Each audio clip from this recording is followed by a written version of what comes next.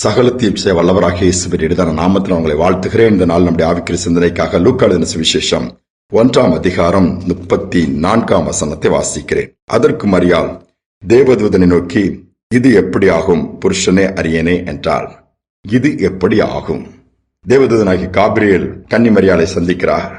அப்பொழுது கிருபை பெற்றவளை வேண்டு வாழ்த்தி வரப்போகிற நாட்களில் நடக்கப் போகிற காரியங்களை சொல்லுகிறார். எப்படி இயேசுவானவர் உன் மூலம் அந்த உலகத்திலே வெளிப்பட போகிறார், வரப்போகிறார். அவர் உன் மூலமாய் இந்த உலகத்திற்கு வரும்படியாகத்தான் பிதா ஒரு திட்டத்தை வைத்திருக்கிறார் பல காரியங்களை சொல்லும் பொழுது, இது எப்படி ஆகும்? நான் இன்னும் எனக்கு திருமணமே ஆகல, புருஷனை அறியனே. அப்போதான் தேவதன் சொல்லுகிறாரு, பரிசுத்த ஆவியானவர் உண்மையில வருவாரு, உன்னதமானுடைய பலம் உண்மையில் நிலடும், அதன் மூலமா உன்னிடத்துல பிறக்க போகிற குழந்தையும் பரிசுத்தமா இருக்கும், அது பெரியவரா இருப்பார், வல்லமில்லவரா இருப்பார் இயேசு பற்றி சொல்லிட்டு அடுத்த ஒரு வார்த்தை சொல்றார், தேவனால் கூடாத காரியம் ஒன்றுமே இல்லை. சில காரியங்கள் ஆண்டவர் நம்முடைய வாழ்க்கையில செய்வேன்னு சொல்லுவாரு, அல்லது காண்பிப்பார், தூதர் மூலமா பேசுவாரு, தீர்க்க தரிசனமா பேசுவாரு. ஆனா அது நமக்கு பார்க்கும் பொழுது இது வாய்ப்பே இல்லை என்றுதான் சொல்ல முடியும். இது நடக்கவே நடக்காதுன்னு சொல்லுவோம்.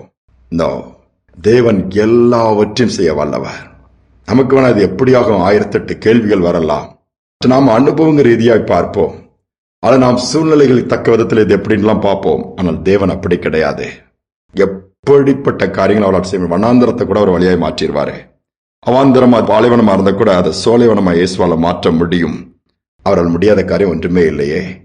அந்த வார்த்தையை நம்புகிறாள் மரியாளும். நான் ஆண்டவருக்கு அடிமை, அந்த வார்த்தையின்படியே ஆகட்டும் சொல்லும் போது ஏற்ற நேரத்தில் மரியாள் இயேசுவை பெற்றெடுக்கிறார்.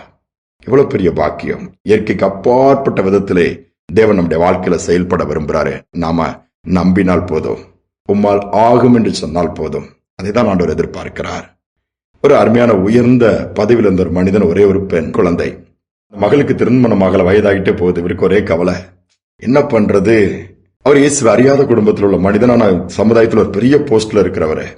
இப்ப இவர் ரொம்ப சோர்ந்து போய் இருக்கும் பொழுது அவங்க வீட்டுல வேலை செய்யற ஒருத்தர் சொல்றாங்க, ஐயா நீங்க ரொம்ப கவலையோடு இருக்கீங்க, உங்க பிள்ளையுடைய எதிர்காலத்தை குறிச்சு, கல்யாணம் ஆகல இப்படிலாம் இருக்குன்ட்டு. எனக்கு ஒரு ஊழியர் தெரியும், நம்ம இப்படி ஜோமனை கூப்பிடலாமான்னதும் இவர் ஃபர்ஸ்ட் யோசித்தார், அவங்க ஜோமனி என்னமா ஆப்போகுது, உடனே எல்லாம் நடந்துருமா, நீங்க ஒன்னும் பண்ணணும், அவனாலதான் ஒரு ஜோமன்ட்டு போட்டோம் அப்படின்னு சொல்றதும் சரின்னு சொல்லி அவர் சொல்றாரு. 2 மனசாதான் சொல்றாரு. அவர் வீட்டுக்கு வர்றாரு. அந்த ஊழியர் வந்துட்டு நேரா, என்ன விஷயம், ஒன்னும் பண்ணல, அப்படி கொஞ்சம் சோர்வா இருந்தாரு, நீங்க எதுக்குமே கவலைப்படாதீங்க. ரொம்ப நேரம் அவர் பேசல, ரொம்ப நேரம் நீண்ட ஜெபமும் பண்ணல. வந்தவனு ஒரு காரியத்தை சொல்றாரு, இன்னைக்கு நான் வந்த நாள், இதே மாதிரி அடுத்த வருஷம் உங்க வீட்டுல ஒரு சிறு குழந்தை அழுகிற சத்தம் கேட்கும் என்று சொல்லிட்டு சின்ன ஜெபத்தை பண்ணிட்டு போயிட்டாரு.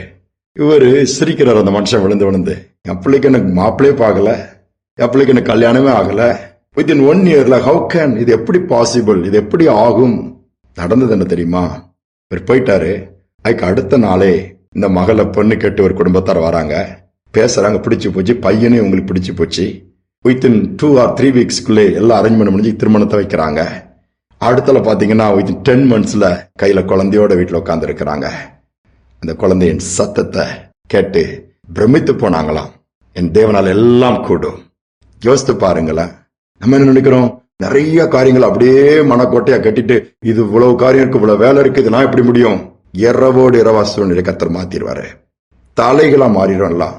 இயேசு மட்டும் நீங்க ஏற்றுக்கொண்டால் போதும், நம்முடைய வாழ்க்கையில அவர் கிரியை செய்ய அனுமதித்தால் போதும், நம்புவோம், எல்லாவற்றையும் வாய்க்க செய்வார். சோர்ந்து போக வேண்டாம். இது எப்படியாகும், இது இனி அவ்வளவுதான் இல்ல, தேவன் எல்லாவற்றையும் செய்து கொடுப்பார். ஜெபிப்போம். அன்பின் தகப்பனே, இந்த புதிய நாளின் நல்ல நேரத்துக்காக நன்றியோடு துதிக்கிறோம். அநேகருக்கு இந்த கேள்வி இருக்கும்பா, இது எப்படி ஆகும், இது எப்படி நடக்கும்? ஆண்டவர் அநேக வாக்கு கொடுத்திருப்பீர், அநேக வாக்குகளை பெற்றிருப்பார்கள். ஆனால் நம்புவதற்கு ஏற்ற மாதிரி சூழ்நிலை இல்லாமல் இருக்கலாம். ஆனால் நம்பக்கூடிய இருதயத்தை எங்களுக்கு தாங்க, அப்படிப்பட்ட ஒரு மன நிலைமை எங்களுக்கு ஏற்படுத்தி கொடுங்க. இந்த நாளிலே யாரெல்லாம் என் ஆண்டவர் எனக்கு செய்வார், ஆண்டவர் என் குடும்ப நிலையை மாற்றுவார், அற்புதங்கள் நடக்கும், தடைகள் உடையும், எதற்கெல்லாம் காத்திருக்கிறார்கள் அந்த காத்திருத்தல் நிறைவேறும் என்று சொல்லி செபித்து நோக்கி பார்க்கிறாங்களோ அத்தனை பேருக்கும் காரியங்கள் கைகூடி வரட்டும், மகிமைப்படும், மால் எல்லாம் கூடும். துதிகனமை எமக்கு செலுத்துகிறேன் இயேசுவின் நாமத்தில் பிதாவே, ஆமேன் ஆமேன். தேவனால் கூடாத காரியம் ஒன்றுமே இல்லை, எல்லாம் கூடும். இந்த சிந்தனையோடு இந்த நாளை தொடர்வோம். மீண்டுமாய் நாளை தினம் சந்திப்போம்.